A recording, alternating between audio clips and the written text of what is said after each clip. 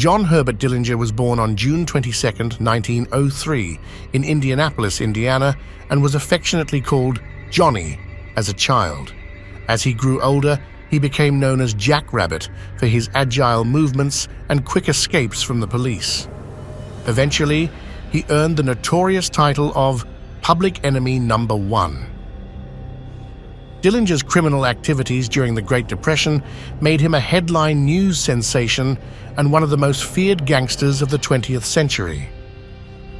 As a boy, Dillinger frequently got into trouble, engaging in minor pranks and petty theft with his neighborhood gang, the Dirty Dozen.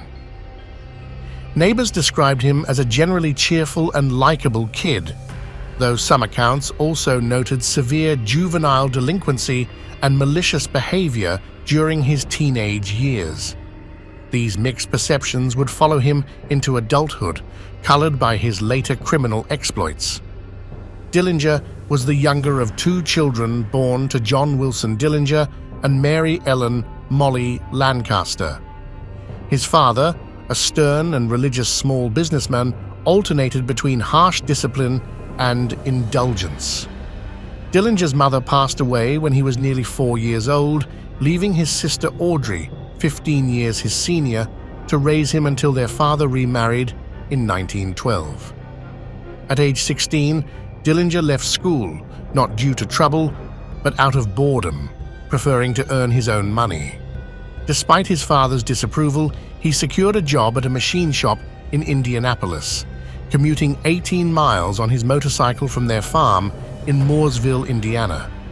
His rebellious behavior continued, marked by nightly escapades involving drinking, fighting, and visiting prostitutes. On July 21, 1923, Dillinger stole a car to impress a girl, leading to his first encounter with the law. After being arrested and escaping custody, he joined the United States Navy, only to desert shortly after. Returning home in April 1924, he married 16-year-old Beryl Ethel Hovius and tried to settle down, but his criminal tendencies persisted. Within weeks, he was arrested for stealing chickens, further straining his relationship with his father. Dillinger and his wife moved in with her parents, where he found work in an upholstery shop. During the summer, he joined a local baseball team and met Edgar Singleton, who became his first partner in crime. Singleton and Dillinger planned to rob a local grocer, but the attempt went awry. Dillinger, armed with a .32 caliber pistol and a handkerchief-wrapped bolt, attacked the grocer, who resisted, causing the gun to discharge. Dillinger fled, but was soon captured. Convinced by the prosecutor that a guilty plea would result in leniency, Dillinger appeared in court without a lawyer or his father's support and was sentenced to 10 to 20 years in prison. Singleton, with a prior record, served less than 2 years of his sentence. In prison, Dillinger played on the baseball team and worked in the shirt factory, where his manual dexterity earned him the friendship of fellow inmates. It was here that he met Harry Pierpont and Homer Van Meter, future partners in crime. Despite frequent visits from his wife and family, Dillinger's wife divorced him in 1929, breaking his heart. Denied parole, Dillinger became bitter and withdrawn, transferring to Indiana State Prison in Michigan City to be closer to Pierpont and Van Meter. In the harsh environment of Indiana State Prison, Dillinger connected with experienced bank robbers, including Walter Dietrich, who taught him the meticulous methods of Herman Lamb. Pierpont and Van Meter, serving longer sentences, planned their escape and future heists, involving Dillinger in their schemes. They instructed him on robbery techniques and provided contacts for future accomplices and fences. Released on parole in May 1933, Dillinger quickly resumed criminal activities, robbing stores and banks to finance the prison break plan. Despite his efforts, Dillinger was arrested in Dayton, Ohio, before the escape could be executed. Pierpont and his men, however, successfully broke out of Indiana State Prison and regrouped in Hamilton, Ohio. Dillinger's incarceration in Lima, Ohio, did not last long.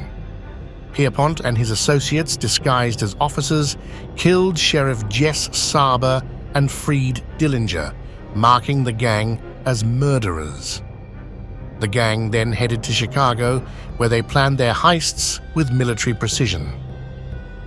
They raided the police arsenal in Peru, Indiana, acquiring the firepower needed for their operations. During their crime spree, the gang gained notoriety for their daring and theatrical robberies. Dillinger, aware of his growing celebrity, saved press clippings and enjoyed the media attention. The gang lived quietly in Chicago, maintaining a low profile and adhering to strict rules, avoiding alcohol and drugs during planning and heists. However, a fatal shooting during a car retrieval and subsequent police response led to the formation of the Dillinger Squad by the Chicago Police Department. In December 1933, the gang took a break and spent the holidays in Florida. Shortly after New Year's, they decided to head to Arizona to lay low. Dillinger, along with his girlfriend Billie Frechette and gang member Red Hamilton, robbed the First National Bank of Gary, Indiana, to fund their trip. The robbery went awry, resulting in Hamilton's injury and Dillinger killing police officer William Patrick O'Malley. The gang's plans fell apart when a fire at their Tucson, Arizona hotel led to their capture by local police. Dillinger and the other gang members were quickly rounded up, and a legal battle ensued over their extradition to various states for trial. Dillinger was returned to Indiana to face charges for Officer O'Malley's murder. While awaiting trial at Crown Point Prison, Dillinger managed a daring escape on March 3, 1934. Using a carved wooden gun, or possibly a real one provided by corrupt guards, he slipped out of the facility without a shot fired. Stealing Sheriff Lillian Holly's police car, Dillinger fled to Illinois, crossing state lines and drawing the attention of the FBI. In Chicago, Dillinger formed a new gang, including misfits and psychopaths like Lester Babyface Nelson. The gang relocated to St. Paul, Minnesota, and embarked on a crime spree, robbing several banks. Dillinger and another gang member were wounded during a robbery in Iowa, forcing them to hide out in Little Bohemia, Wisconsin. The FBI, tipped off by the lodge owner, surrounded the hideout, but a botched raid allowed the gang to escape into the woods. Declared public enemy number one, Dillinger went into hiding, undergoing crude plastic surgery to alter his appearance. On June 30, 1934, Dillinger and his gang robbed the Merchants National Bank in South Bend, Indiana, resulting in a violent shootout. The gang's boldness and Dillinger's notoriety made life increasingly difficult for them. Dillinger's fate was sealed by his relationship with Anna Sage, a Romanian immigrant facing deportation.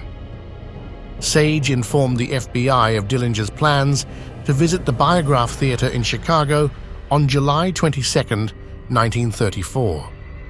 FBI agents led by Melvin Purvis staked out the theater. As Dillinger exited the theater, Purvis gave the signal, and agents opened fire as Dillinger attempted to flee. 4 bullets struck him, with a fatal shot hitting his neck and exiting below his right eye. Dillinger was pronounced dead at Alexian Brothers Hospital and later taken to the Cook County morgue.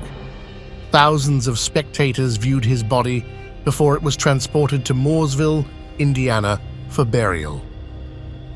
He was laid to rest in the family plot on July 25, 1934, ending the life of one of America's most infamous criminals.